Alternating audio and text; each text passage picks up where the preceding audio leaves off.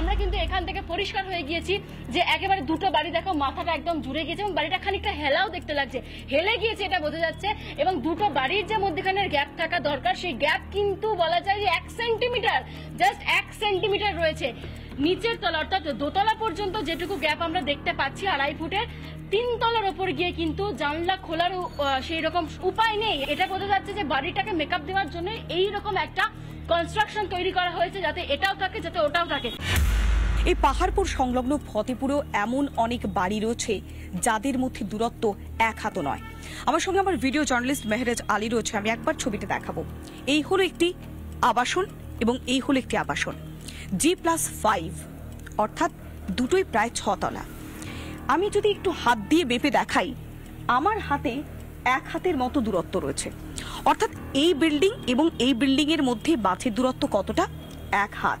এবং যখন এগিয়ে যাওয়া যাচ্ছে সেই 1 হাতের দূরত্বটা গিয়ে প্রায় মিশে গিয়েছে।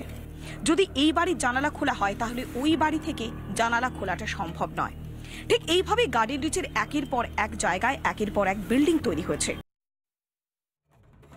আমি ডক্টর শরদ্দত্ত বাবুর কাছে যেতে চাই। ডাক্তারবাবু খুব স্পেসিফিক প্রশ্ন, মেয়র যদি না জানেন যে তার শহরে বেআইনি কিছু হচ্ছে, রাজ্যের মুখ্যমন্ত্রী যদি না জানেন যে তার রাজ্যে একের পর এক চুরি হচ্ছে, তাহলে তারা ক্ষমতায় আছেন কেন? ক্ষমতা ছেড়ে দিতে পারেন তো।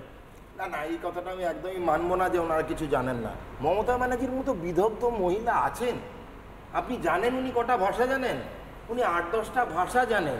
উনি PhD পাস করেছেন, তার ডিগ্রিটা কোথা থেকে পেয়েছেন হয়তো আবার উনি জানেন না। আপনি জানেন উনি ভালো আঁকতে জানেন, উনি কবিতা লিখতে জানেন, উনি গান গাইতে জানেন। এগুলো ভুলে গেলে চলবে না ময়ূর। উনি এটাও জানেন যে মহাত্মা গান্ধী যখন ফাস্টিং করেছিলেন, অনশন, তখন রবীন্দ্রনাথ ঠাকুর ওনাকে জলপান করিয়ে অনশন ভাঙিয়েছিলেন, ভুলে গেছেন? উনি কিন্তু জানেন। উনি এটাও জানেন শ্রী অরবিন্দ কোন জেলে গিয়ে ফাঁসি হয়েছিল, সেটা মুখ্যমন্ত্রী জানেন। মুখ্যমন্ত্রী এটাও জানেন যে রাকেশ রোশন চাঁদে পৌঁছেছিল, ভুলে গেলে চলবে ময়ূর? উনি প্রচুর কিছু জানেন। জানেন না কি? জানেন না পার্থ চট্টোপাধ্যায়ের বাড়িতে কি করে এত টাকা ঢুকলো? জানেন না কি ওই অর্পিতা নামক বান্ধবীটি হঠাৎ কোন পুজোর প্যান্ডেলে কিভাবে চলে এলো? জানেন না কি যে ওনারই মন্ত্রী কিভাবে লোকজনের দেওয়া কেন্দ্রীয় সরকারের দেওয়ার খাদ্য চুরি করে ফেললো?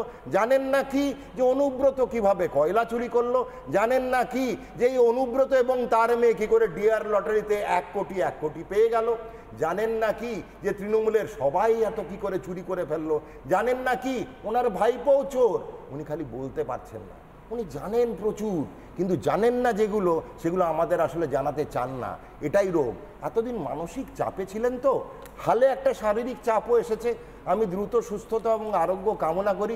চোটটা মাথায়, হালে একটু ভুলভাল বলতেই পারেন, কেন এই চোট থেকে তো উনি এখনো অবধি সুস্থ হয়ে ওঠেননি। দেখলাম ব্যান্ডেজ নিয়েই উনি পৌঁছেছেন। সাধুবাদ জানাই মুখ্যমন্ত্রীকে, ব্যান্ডেজ নিয়েও কিন্তু ভেঙে পড়েছেন। কিন্তু উনি জানেন না এই শামস নামক কাউন্সিলরের অ্যাস্টন মার্টিন গাড়ি আছে। উনি জানেন না ওনাটার দাম 7 কোটি টাকা। উনি জানেন না ওর কাছে বেন্টলে গাড়ি আছে, তার দাম 8 কোটি টাকা। উনি জানেন না একটা শামস বলে কাউন্সিলর, যিনি এককালে দুধ বিক্রি করতো, তিনি আজকে বেন্টলের মালিক। আমরা জানি যিনি চা বিক্রি করতেন তিনি প্রধানমন্ত্রী হয়েছেন। সুতরাং দুধ বিক্রি করে বেন্টলে কেনাই যেতে পারে, যদি চা বিক্রি করে কেউ প্রধানমন্ত্রী হয়, আমি এটা আশ্চর্য হচ্ছি না ময়ূক। উনি অনেক কিছু জানেন, জানেন না কোনটা যেটা আমাদের এবং আপনাদের জানাতে চান। কিন্তু তার মধ্যে থেকে একজন দর্শক, এই মুহূর্তে আমি নন্দিনীদি আপনার কাছে যাব এবং তারপরে আবার বাকিদের কাছে যাব। একজন দর্শক নন্দিনীদি বিভাস চক্রবর্তী একদম স্পেসিফিক প্রশ্নটা করছেন, এই বাংলার প্রশ্নগুলোই আমি নিতে চাই। বিভাস চক্রবর্তী লিখছেন, তাহলে পূর্ত দপ্তরের মতন একটা দপ্তর, সেই দপ্তরগুলোকে রাখা হয়েছে কেন? সেগুলো কি শুধু কাটমানি খাওয়ার জন্য দপ্তরগুলোকে রাখা হয়েছে? সত্যিই তো এত দপ্তর, এত মন্ত্রী, এত আমলা, এত ইন্টেলিজেন্স, পুলিশের এত খোঁচড় রয়েছে, তারপরেও একটা সরকার জানে না চুরি হয়ে যাচ্ছে, একটা সরকার জানে না সন্ত্রাসবাদীরা বর্ডার থেকে এপারে চলে আসছে, একটা সরকার, একটা প্রশাসন, মেয়র ফিরহাদ হাকিম জানে না যে তার কলকাতা শহরে এত বেআইনি বাড়ি। তাহলে জানেটা কি? আবারও বলছি, যদি না জানে ভাই, অ্যাকাউন্টেবিলিটি যদি না নিতে পারো তাহলে ছেড়ে দাও, অন্য কাউকে দাও। আমি প্রথমত যেটা বলবো যে ডক্টর মুখার্জির কথাগুলো শুনতে খুব ভালো লাগছিল, আমি প্রায় খুব মুগ্ধ হয়ে শুনছিলাম। আর যেটা বলবো যে যেই কথাটা ময়ূক আপনারা বারবার বলছেন অ্যাকাউন্টেবিলিটি, এই কথাটার মানে কি আমরা কেউ বুঝি? না, আমি অন্তত একটা জিনিস দিদি আপনাকে খুব স্পেসিফিক্যালি জিজ্ঞেস করছি, আপনি যেহেতু নিজের একটা কর্পোরেট ব্যাকগ্রাউন্ডও আছে। আচ্ছা দিদি, বেসরকারি সংস্থাতে বা বেসরকারি হাসপাতালে, বেসরকারি কোনো এস্টাবলিশমেন্টে এরকম লেভেলের যদি অ্যাকাউন্টেবিলিটি না নিয়ে দায়সারা মনোভাব থাকে, সেই এস্টাবলিশমেন্ট কি চলবে? সিইও, মালিক, ম্যানেজিং ডিরেক্টর তারা যদি বলে ও বাবা এরকম একটা ঘটনা হয়ে গেছে, আমি তো ভাই জানি না। আমি এটাই বলতে চাইছিলাম যে আজকে হচ্ছে নাকি আমাদের এন্টায়ার সরকারি বিষয়ে আমরা এখানে এসে দাঁড়ালাম, তার কারণ আমাদের কোনো অ্যাকাউন্টেবিলিটি নেই। আমরা যাই করছি তার জন্য কোনো দায়বদ্ধতা নেই এবং কাউকে জবাবদিহি করতে হয় না।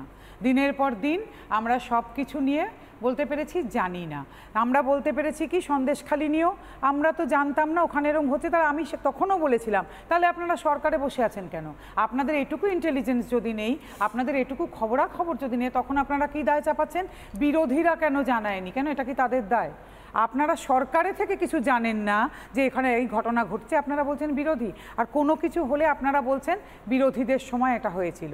আপনারা আমাকে একটা কথা কেউ বলতে পারেন যে আজকে প্রতিবেশীর ছেলে চোর বলে আমার ছেলের চুরি করাটা কি জাস্টিফাইড হয়ে যায়?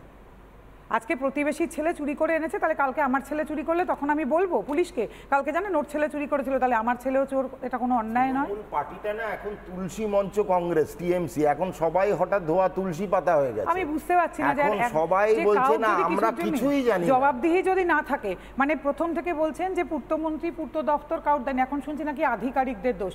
আরে আধিকারিকরা তো অনেক নিচের লেভেলে আসেন, তাদের ক্ষমতা কতটুকু?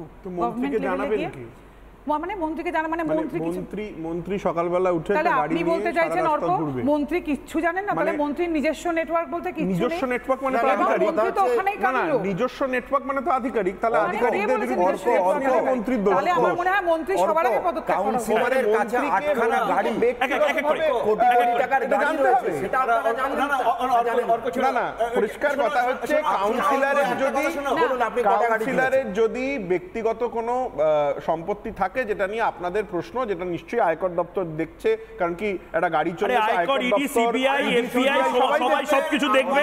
রাজ্য পুলিশ কি করতে আছে? চানাচুর খেতে? রাজ্য পুলিশ, রাজ্য প্রশাসন কিসের জন্য আছে? ভেলপুরি খেতে? না না, আয়করটা তো রাজ্য প্রশাসনের দায় নয়, জোর করে তো এটা রাজ্য প্রশাসনের উপরে চাপিয়ে দেওয়া যাবে না। তাহলে আয়কর দপ্তর রাজ্য সরকারকে দিয়ে দাও, রাজ্য সরকার আয়কর দেখবে। নন্দিনীতে বলতে চাই যেই জ্ঞানেশ্বরী এক্সপ্রেসের দুর্ঘটনায় ভুল নাম বলে আপনারা পদত্যাগ দাবি করছিলেন অধীর চৌধুরীর, তাহলে আজকে এই কাজের জন্য কেন এই মন্ত্রীর পদত্যাগ দাবি করা যাবে না? আপনারা ভুল নাম বলছিলেন তো, তখন তো ছিলেন আপনাদের সুপ্রিমো, তাহলে তার পদত্যাগের কথা বলতে গিয়ে অন্য লোকের পদত্যাগের কথা আপনারা